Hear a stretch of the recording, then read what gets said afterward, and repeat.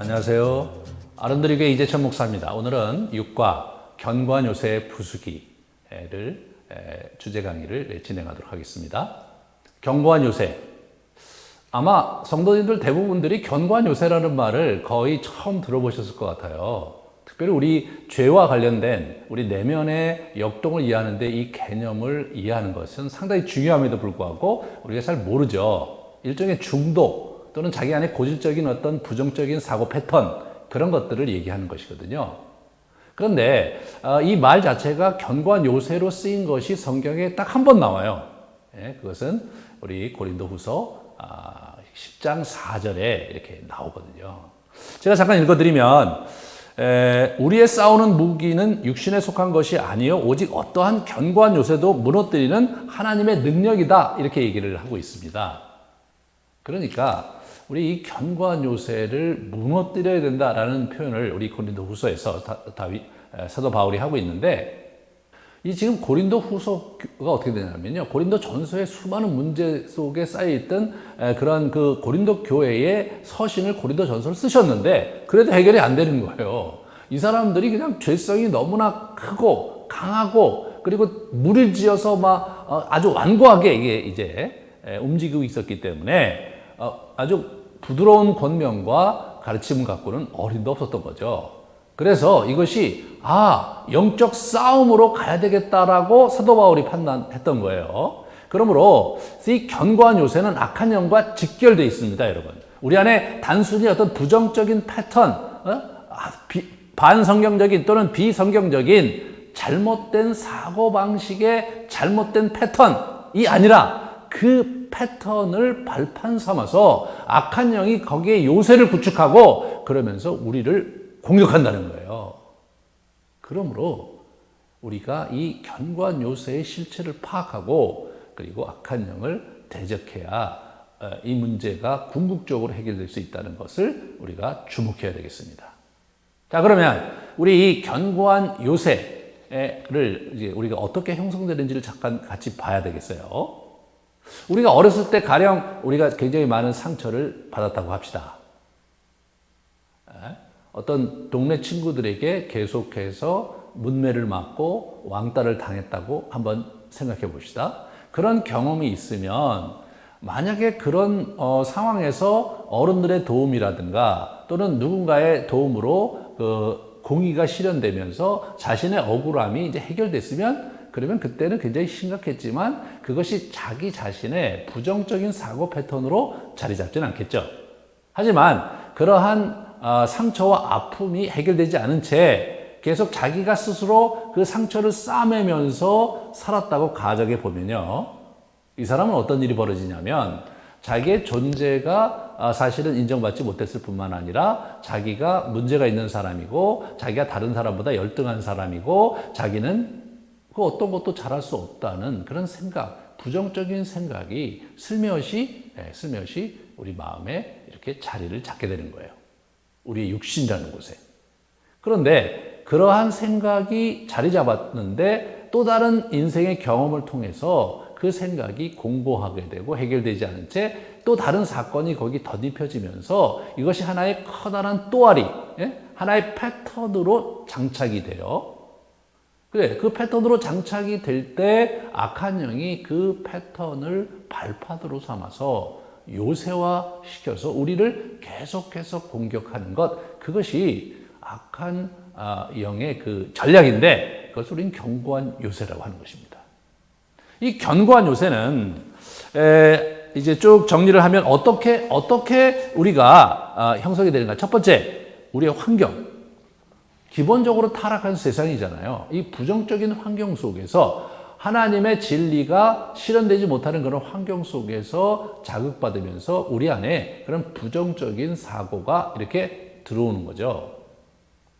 우리나라가 굉장히 이제 이웃 나라의 침략을 많이 받았고 부정적인 그러한 삶을 많이 살았죠. 가정이 무너지고 특별히 많은 가족이 파괴되는 경험을 많이 했어요.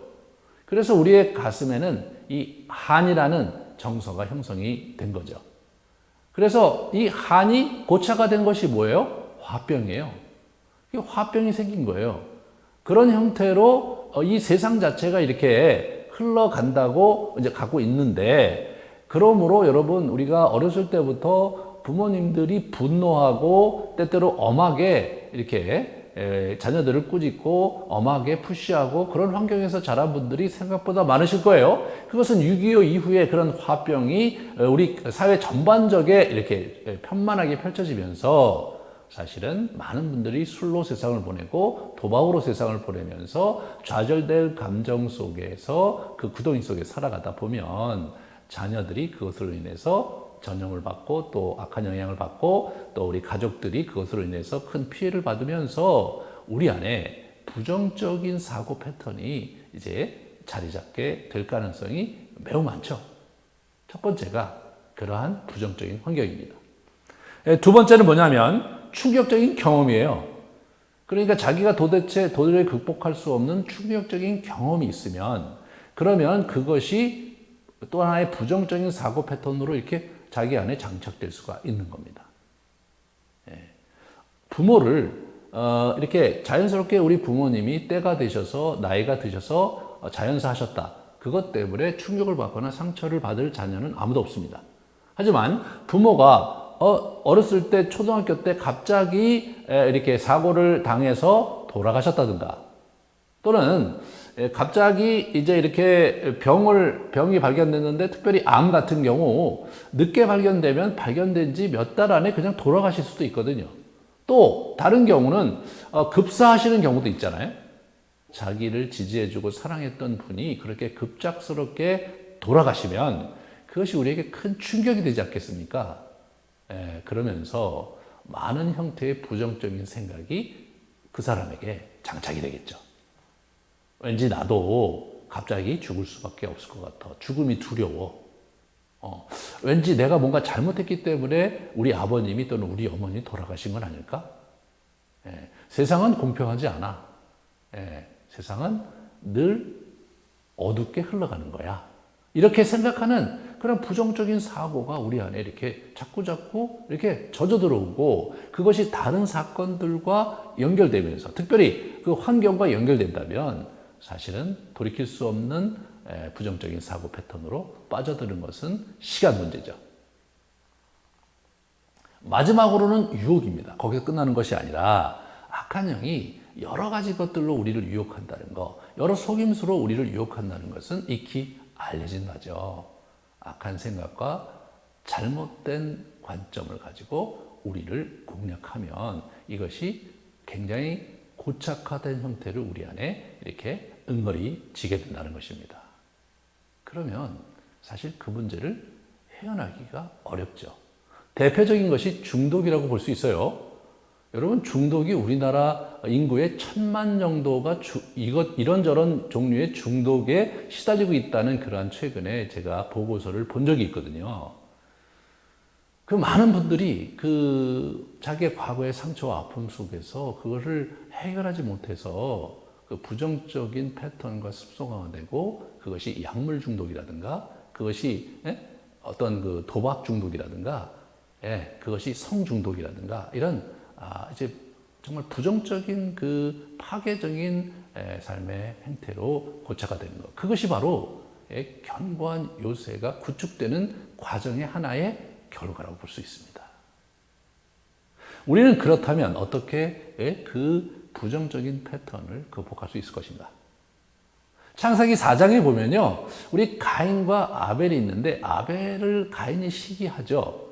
아벨의 제사가 하나님께 상달되는 걸 보면서 가인이 그것을 시기해서 그를 죽이고 싶어 합니다. 그때 하나님께서 죄가 네 문 앞에 머리를 또아리고 너를 이렇게 공략하려고 네 문 앞에 있으니까 네 스스로 그것을 퇴치해야 된다라고 말씀하셨습니다. 우리가 그런 부정적인 생각을 스스로 물리쳐야 되는 책임이 인간에게 있는 거죠. 하지만 우리가 알고 있듯이 가인은 그러한 악한 생각과 악한 영의 공격을 물리치기보다 거기에 넘어짐으로 말미암아서 인류 최초의 살인을 저지르게 되었습니다. 이것이 우리의 비극입니다. 사랑하는 여러분, 여러분과 제가 겪었던 부정적인 경험과 그런 상처 속에서 또 우리 이 험난한 세상 속에서 형성된 그런 부정적인 사고 패턴이 우리 안에 있다고 합시다. 그런데 그것이 단순히 부정적인 사고 패턴이고 습성이라면 오히려 우리가 열심히 노력해서 그것을 극복하기는 어렵지 않을 수도 있겠습니다. 하지만 거기에 하나 마귀가 그것을 공략하고 거기다가 요새를 구축하면 우리는 어떻게 느끼냐면 나는 어쩔 수 없어. 나는 어쩔 수 없이 술을 먹어야 돼. 나는 어쩔 수 없이 도박을 해야 내가 이 문제를 해결할 수 있어 라는 자기가 이래서는 안 되는지 알지만 그것을 거부할 능력과 그것을 거부할 의지를 발동 못하는 형태로 완전히 장악되는 그런 형태로 살아가게 됩니다. 분노의 패러다임 속에 분노에 고착화된 그런 견고한 요새가 있는 분들은 그 화를 내지 않을 수 없다는 거예요. 그 사람이 그런데 어떻게 내가 화를 내지 않을 수 있느냐? 이런 질문을 이제 그런 문제를 제기하는데 우리는요, 화가 나도 화를 통제할 수 있는 그런 우리의 자유의지가 있고 능히 그렇게 할 수 있는 존재거든요. 그렇게 할 수 없다고 하는 것 자체는 사실은 변명이 지나지 않는데 당사자 입장에서는요, 그렇지가 않더라고요.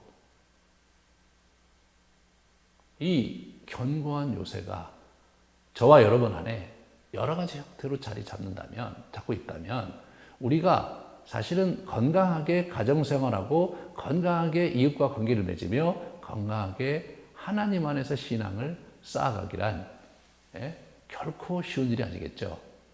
그래서 늘 어떤 수준을 맴돌고 자신의 성격적 한계와 부정적인 그러한 행동의 한계 때문에 늘 맴돌면서 나는 왜 이런지 모르겠다, 나는 왜 이렇게밖에 못 살까라는 그러한 자기 연민에 빠져서 많은 분들이 고통받고 있는 것을 제가 보고 있습니다. 우리는 어떻게 그것을 극복할 수 있겠습니까?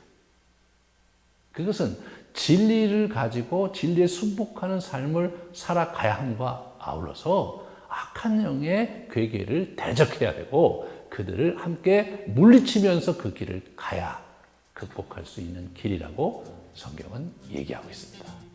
저와 여러분이 그 길을 가게 될 것입니다. 긴 시간 수고하셨습니다. 감사합니다.